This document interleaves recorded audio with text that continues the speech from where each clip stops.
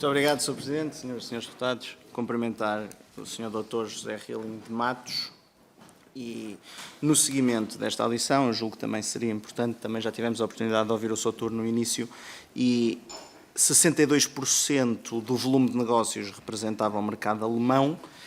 Isto, obviamente, que depois é justificado pela quebra e falha de confiança que houve na empresa que detinham na Alemanha, e também outro fator que eu acho que seria importante realçar era o facto de 87% da faturação corresponder à distribuição.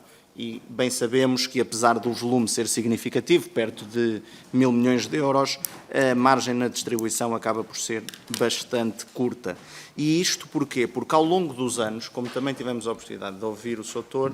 ao longo dos anos houve vários constrangimentos financeiros.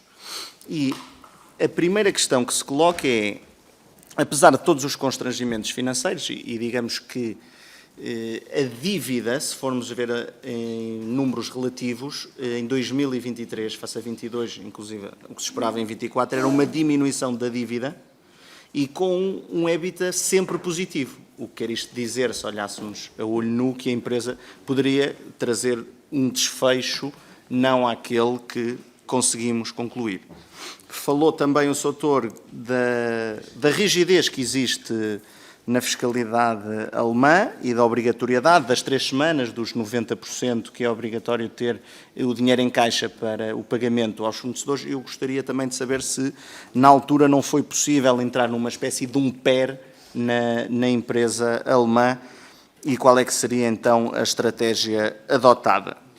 Isto porquê? Porque depois veio-se desencadear a sucessiva causa no mercado português, ou seja, na empresa da INAPA Portugal, por causa das obrigações, em que inicialmente se tentou alargar o prazo, mas depois houve um incumprimento que nós já sabemos.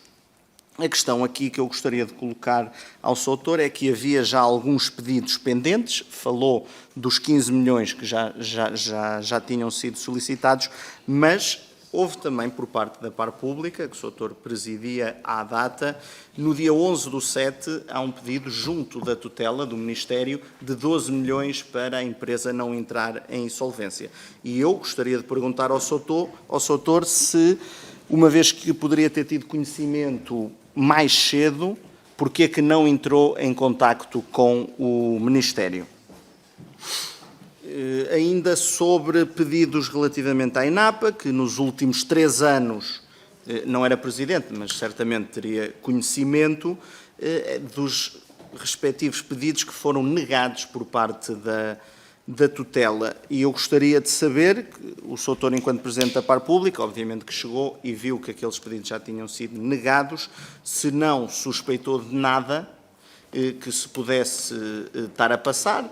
Bem sabemos que a própria PwC validou as contas no final do ano de 2023, mas o Sr. poderia ter visto que havia ou pudesse existir alguma red flag, algo assim do género.